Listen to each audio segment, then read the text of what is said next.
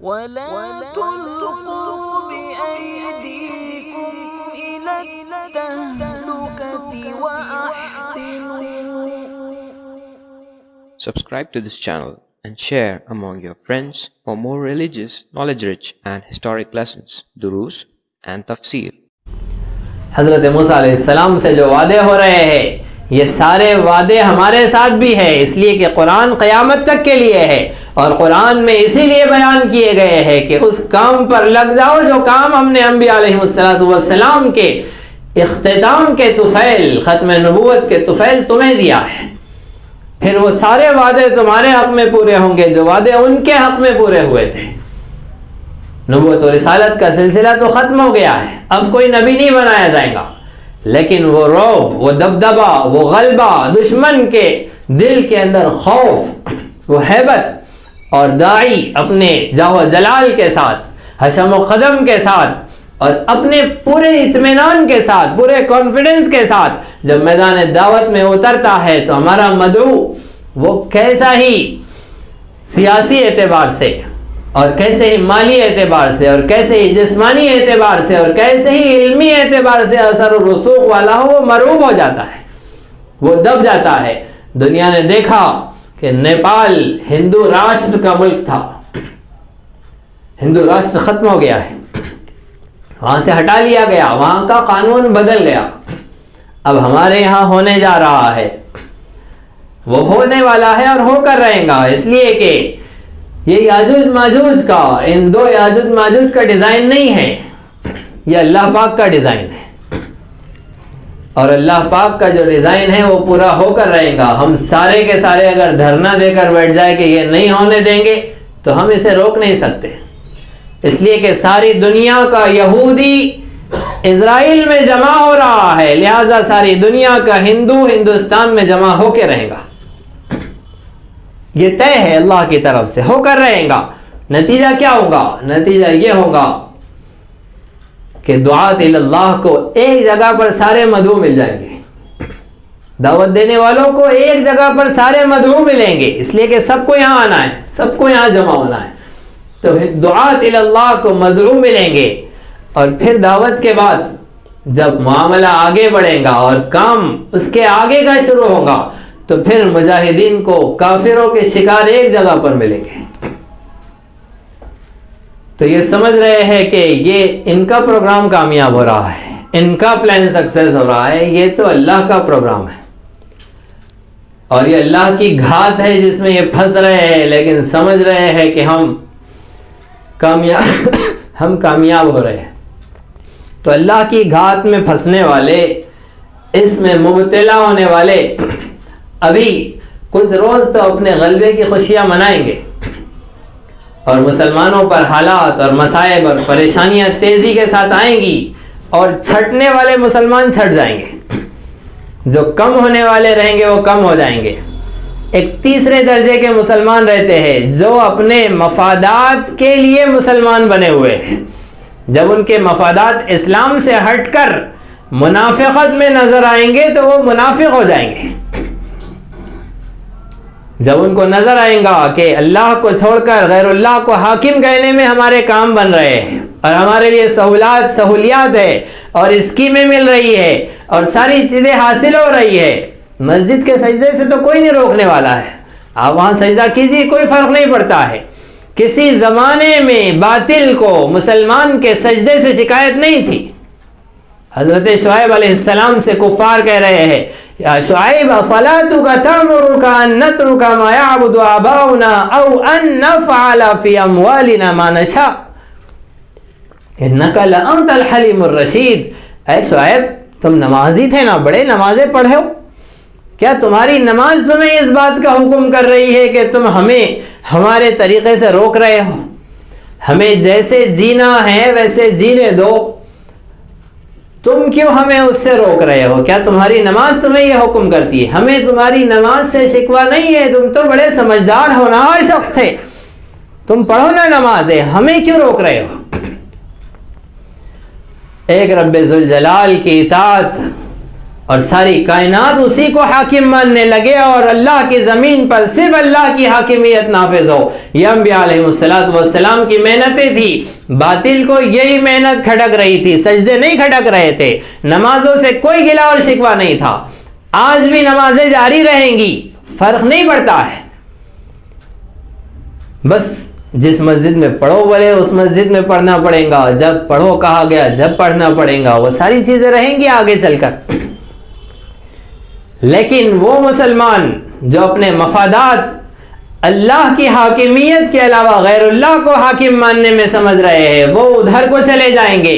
وہ مسلمان نہیں ہوں گے, وہ منافقت میں مبتلا ہو جائیں گے, وہ ظاہر کے مسلمان ہوں گے. اب دو درجے کے مسلمان باقی رہ جائیں گے. ایک وہ جو دل کے تو سچے ہیں, اسلام سے وفادار تو ہے, اللہ کو تو حاکم مانتے ہیں, لیکن باطل کا مقابلہ نہیں کر سکتے, کمزور ہے. اب وہ ان آزمائشوں کے اندر اللہ کو پیارے ہو جائیں گے. اللہ رب العزت انہیں شہادت کا منصب عطا کرے گا اور وہ اس کی عبادت میں, اس کی اطاعت میں, اس کی حاکمیت کو تسلیم کر کے جنت میں پہنچ جائیں گے. اور اللہ کسی کا انتخاب کریں گا تو وہ مقابلے کے لیے تیار ہوں گے, اور پھر اللہ رب العزت اپنے ان بندوں کے ذریعے اسلام کو غلبہ عطا کریں گا اور اللہ کی حاکمیت اللہ کی زمین میں نافذ ہوں گی, قائم ہوں گی. یہ اللہ کا طے شدہ وعدہ ہے جو رسول صادق صلی اللہ علیہ وسلم کی سچی زبان سے ہم تک پہنچا ہے. یہ تو ہو کر رہے گا. اب ان تین مسلمانوں میں سے ہم کس میں شامل ہیں؟ تیسری درجے کی مسلمانی سے تو باہر نکل جائے. باقی دو میں اللہ کا انتخاب کہ اللہ اگر ہمیں شہادت کا جام پلا دے تو وہ بھی مبارک ہے, اور اگر اللہ ہمیں غلبے کے لیے استعمال کر لے تو وہ بھی مبارک.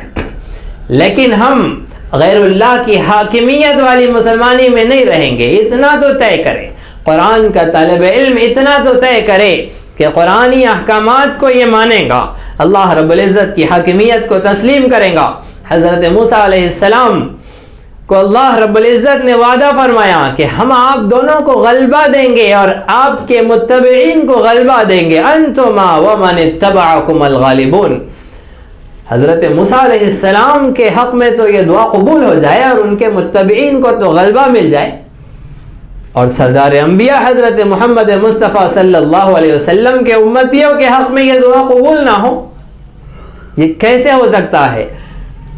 حضرت محمد مصطفیٰ صلی اللہ علیہ وسلم کے امتیوں کو, آپ کے پیروکاروں کو بھی غلبہ ملے گا, لیکن ان کے پیروکار بنے تب, ان کے متبع بنے تب, ان کے ماننے والے, ان کی راہوں پر چلنے والے بنے تب پورے ہوں گے. حضرت موسیٰ علیہ السلام نے جیسے دعوت دی, اللہ فرما رہے فلما جاءہم موسیٰ بآیاتنا بینات. جب موسیٰ علیہ السلام ہماری واضح کھلی ہوئی دو ٹوک نشانیاں لے کر, ہمارے احکامات لے کر جب پہنچے, قالوا, انہوں نے کہا ما ھذا الا سحر مفترا, یہ نہیں ہے مگر ایک جادو جو انہوں نے گھڑ لیا ہے. ان کا عصا یہ بھی جادو ہے, ان کا ید بیضا یہ بھی جادو ہے, اور جو یہ تعلیمات پیش کر رہے ہیں جس کے بارے میں کہہ رہے ہیں کہ اللہ ایک ہے, عبادت کے لائق صرف وہی ہے, اس کے علاوہ کوئی عبادت اور بندگی کے لائق نہیں, اور میں اللہ کا رسول بن کر تمہارے پاس آیا ہوں, یہ جو باتیں کر رہے ہیں وما سمعنا بہذا فی آبائنا الاولین, ہم نے اس سے پہلے اپنے آبا و اجداد میں, اپنے پہلے باپ دادوں میں تو ایسی کوئی بات نہیں سنی. انکار کر دیا حضرت موسیٰ علیہ السلام کی دعوت کا. وما سمعنا بہذا فی آبائنا الاولین. حضرت موسیٰ علیہ السلام ان کے انکار سے بپھر نہیں گئے, پریشان نہیں ہو گئے, غصہ نہیں ہو گئے, بلکہ حضرت موسیٰ علیہ السلام نے جواب دیا ربی اعلم بمن جاء بالہدی من عندہ ومن تکون له عاقبۃ الدار انہ لا یفلح الظالمون. فرمایا کہ میرا رب بہت زیادہ جانتا ہے کہ کون ان کے پاس سے ہدایت لے کر آیا ہے اور کس کا نتیجہ بہتر ہونے والا ہے, آخرت میں کس کے لیے اعلیٰ عمدہ نتائج رکھے گئے ہیں. میرا رب بہت اچھی طرح جانتا ہے. ربی اعلم بمن جاء بالہدی من عندہ ومن تکون له عاقبۃ الدار. فرمایا انہ لا یفلح الظالمون, ظالم ہرگز فلاح یاب نہیں ہوں گے, ظالم کامیاب نہیں ہوں گے. حضرت موسیٰ علیہ السلام دعوت دے رہے ہیں اور فرعون جوابات پہ جوابات دے رہا ہے. فرعون کہتا ہے دیکھو یہ تمہارے ساتھی کیا کہہ رہے ہیں, یہ کہہ رہے کہ رب ایک ہے. کہا وما رب العالمین, یہ رب العالمین کیا ہے؟ من رب العالمین نہیں کہا فرعون نے کہ رب العالمین کون ہے, کہا کہ رب العالمین کیا ہے. اس طرح سے مذاق کے انداز میں کہا, کون ہے نہیں کہا, کیا ہے کہا. حضرت موسیٰ علیہ السلام فرما رہے ربکم و رب آبائکم الاولین, تمہارا رب, تمہارے پہلے آبا و اجداد کا رب وہی رب العالمین ہے. فرعون کہنے لگا ان رسولکم الذی ارسل الیکم لمجنون, ارے کہ تمہاری طرف جو رسول بن کر آئے ہیں یہ تو مجنون ہو گئے. ان رسولکم الذی ارسل الیکم لمجنون. حضرت موسیٰ علیہ السلام یہ نہیں کہہ رہے کہ میں مجنون نہیں ہوا تم ہی مجنون ہو گئے, بلکہ حضرت موسیٰ علیہ السلام اپنی بات کو آگے بڑھا رہے ہیں, اپنی بات جاری رکھے ہوئے. ان رسولکم الذی ارسل الیکم لمجنون. حضرت موسیٰ نے کہا رب المشرق والمغرب وما بینہما ان کنتم تعقلون, وہ رب العالمین وہ ہے جو مشرق کا بھی رب ہے مغرب کا بھی رب ہے, ان دونوں کے درمیان ہر شے کا رب ہے. اگر تم عقل رکھتے ہو تو تم سمجھ سکتے ہو. اپنی بات کو جاری رکھے ہوئے حضرت موسیٰ علیہ السلام اپنا پیغام برابر پہنچائے جا رہے ہیں. فرعون نے کہا یا ایھا الملأ ما علمت لکم من الہ غیری, اے سردارو زمین پر تو میں اپنے علاوہ تمہارا کوئی معبود نہیں دیکھ رہا ہوں, تمہارا حاکم زمین پر میرے علاوہ تو کوئی نہیں ہے. ما علمت, میں نہیں جانتا. فرعون کہہ رہا ہے کہ میں نہیں جانتا زمین پر میرے علاوہ کوئی اور حاکم. ما علمت, اس نے کسی اور حاکم کی موجودگی کا انکار نہیں کیا ہے, اپنے علم کا انکار کیا ہے کہ مجھے علم نہیں ہے, اس لیے کہ اسے بھی اپنے آپ پر اتنا یقین نہیں تھا. حضرت موسیٰ علیہ السلام کے سامنے کہہ رہا ہے اپنے سرداروں سے کہ میں اپنے آپ کو ہی تمہارا حاکم جانتا ہوں, چلو آسمان پر دیکھتے ہیں کہ آسمان پر میرے علاوہ کوئی حاکم ہے کیا. اے حامان فاوقد لی یا حامان علی الطین, اے حامان مٹی کو گرم کرو, کچی اینٹوں کو پکاؤ اور ایک عمارت تعمیر کرو, ایک بلند عمارت تعمیر کرو. فاوقد لی یا حامان علی الطین فاجعل لی صرحا, ایک بڑا محل تعمیر کرو, اتنا اونچا محل ہو, اتنا اونچا محل ہو کہ میں آسمانوں میں جھانک کر دیکھوں کہ ان کا رب ہے بھی یا نہیں. مجھے تو نہیں لگتا, انی لاظنہ من الکاذبین, میں تو اسے جھوٹا جانتا ہوں, میری اٹکل میں تو یہ جھوٹ کہہ رہا ہے, اوپر کوئی ہے نہیں. مگر پھر موسیٰ کی تسلی ہو جائیں گی, چلو عمارت بناؤ ہم جھانک کر دیکھتے ہیں. مفسرین نے لکھا کہ حامان نے جب مزدوروں کو جمع کیا اور عمارت بنانے والے, محل تعمیر کرنے والے معماروں کو جمع کیا, 50,000 مزدور جمع ہوئے, اینٹوں کے پکانے والے اور مٹی کے بنانے والے اور لکڑی کا کام کرنے والے اور کلوں کو ٹھوکنے والے. 50,000 مزدور, 50,000 معمار جمع ہوئے اور انہوں نے عمارت تعمیر کی, اور فرعون کو خچر پر بٹھا کر اوپر پہنچایا گیا. جب فرعون اوپر پہنچا, فرعون نے تیر اندازوں سے کہا کہ آسمان کی طرف اوپر تیر چلاؤ. سب نے اوپر کو تیر چلائے. اللہ رب العزت نے ان تیروں کو مچھلیوں کے گوشت میں, مچھلیوں کے خون سے ملوث کر کے, مچھلیوں کا خون ان پر لگا کر ان تیروں کو واپس بھیجا. جیسے ہی تیر خون آلود نظر آئے, فرعون نے کہا کہ دیکھو میں نے موسیٰ کے خدا کو قتل کر دیا. نعوذ باللہ, اس نے یہ بات کہی. اللہ رب العزت اس کی خدائی بھی چلا رہے ہیں. رات غروب آفتاب سے پہلے جبرائیل علیہ السلام کو حکم ہوا, جبرائیل علیہ السلام نے ایک پر مارا جس کے نتیجے میں فرعون کے خچر کے 3 ٹکڑے ہوئے. ایک ٹکڑا نیچے کھڑے ہوئے لوگوں پر گرا, لاکھوں لوگ ہلاک ہو گئے. ایک ٹکڑا سمندر میں گرا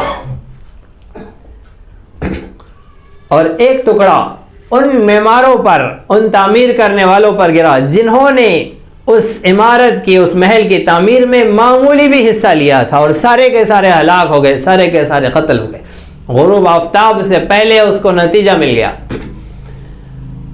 حضرت موسیٰ علیہ السلام سے فرعون کہہ رہا ہے انی لا ظنہ من الکاذبین، مجھے تو گمان ہے کہ یہ جھوٹا ہے، یہ اپنے اس دعوے کے اندر جھوٹ کہہ رہا ہے۔ واستکبر، اللہ فرما رہے کہ اس نے تکبر کیا، ہوا وجنودہ، اس نے اور اس کی فوج نے، اس کے لشکر نے تکبر اختیار کیا اللہ کی زمین میں، بغیر الحق، ناحق، اس لیے کہ حق، کبریائی کا، بڑائی کا، تکبر کا صرف اللہ کو ہے۔ کبریائی کا حق صرف اس ذات کو ہے جو سب سے بڑا ہے، اس سے بڑا کوئی نہیں، اس سے چھوٹا اس کے برابر میں کوئی نہیں، اور صرف اللہ وہ ذات ہے جس کی بڑائی سے کسی کی بڑائی کا موازنہ نہیں، نہ اس سے بڑا کوئی، نہ اس کے برابر کا کوئی، نہ اس سے نیچے چھوٹا کوئی۔ اللہ رب العزت کی ذات سب سے بڑی۔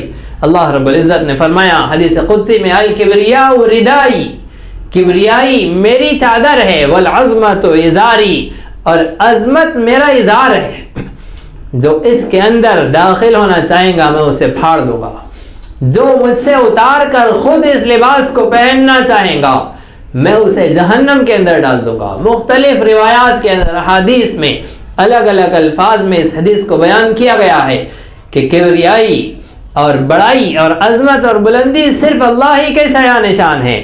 فرعون اور اس کے لشکر نے جب تکبر کیا، بڑائی اختیار کی، بغیر الحق، بغیر حق کے، وظنوا انہم الینا لا یرجعون، اور انہوں نے گمان کیا کہ وہ ہماری طرف لوٹائے نہیں جائیں گے، فاخذناہ وجنودہ فنبذناہم فی الیم، ہم نے انہیں اور ان کے، اس کے لشکروں کو پکڑ لیا اور سمندر کے اندر پھینک دیا۔ فانظر کیف کان عاقبۃ الظالمین، اے نبی صلی اللہ علیہ وسلم آپ دیکھیں ظالموں کا کیسا انجام ہوا۔ وجعلناہم ائمۃ یدعون الی النار، یہاں ہی نہیں ہم نے آخرت میں بھی ان کو امام بنایا ہے کہ یہ جہنم کی آگ کی طرف اپنے متبعین کو بلائیں گے۔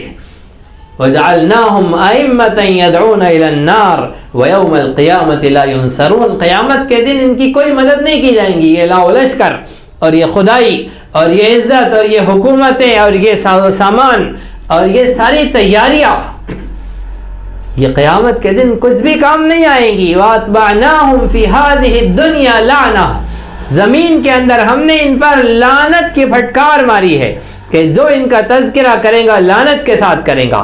اللہ کی ان پر لعنت، انبیاء علیہ السلام کی لعنت، فرشتوں کی لعنت، مومنین کاملین کی ان پر لعنت۔ وَيَوْمَ الْقِيَامَةِ هُمْ مِنَ الْمَقْبُوحِينَ، اور قیامت کے دن یہ خسارے والوں میں ہوں گے، یہ بگڑی ہوئی صورتوں والوں میں ہوں گے، یہ اللہ رب العزت کے عذاب کے مستحق ہوں گے، اللہ رب العزت ان سے سخت ناراض ہوں گے۔ غرض یہ کہ حضرت موسیٰ علیہ السلام کے واقعے سے سورۃ القصص کے اس چوتھے رکوع کی آخر آیات میں ہم 33ویں آیت سے 42ویں آیت تک پہنچے۔